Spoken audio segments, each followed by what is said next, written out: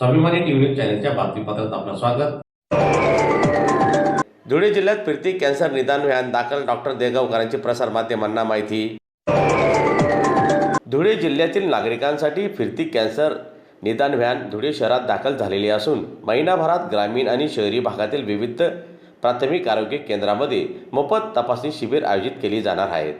दरम्यान मूग, स्तन आणि गर्भाशयाच्या कर्करोगाचे सुरुवातीच्या टप्प्यात निदान होऊन वेळीच उपचार घेता यावेत, हा या उपक्रमाचा मुख्य उद्देश आहे, असे धुळे जिल्हा शल्यचिकित्सक डॉक्टर दत्ता देगावकर यांनी प्रसारमाध्यमांच्या प्रतिनिधींशी बोलताना सांगितले।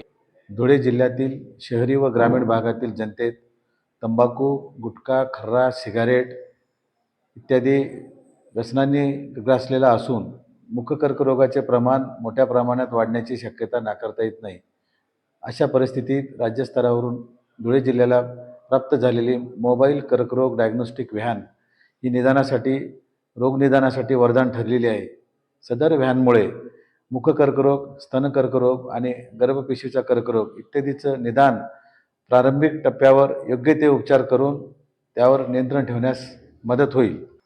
मी धुळे जिल्ह्यातील सर्व नागरिकांना असे आवाहन करेन की त्यांना जर तोंडात कुठल्याही प्रकारचा चट्टा आलेला असेल, तो लाल चट्टा असेल, पांढरा चट्टा असेल, काही कारणास्तव त्यांचे तोंड उघडण्यास अडचण येत असेल, अशा सर्व संशयित रुग्णांनी या सेवेचा लाभ घ्यावा।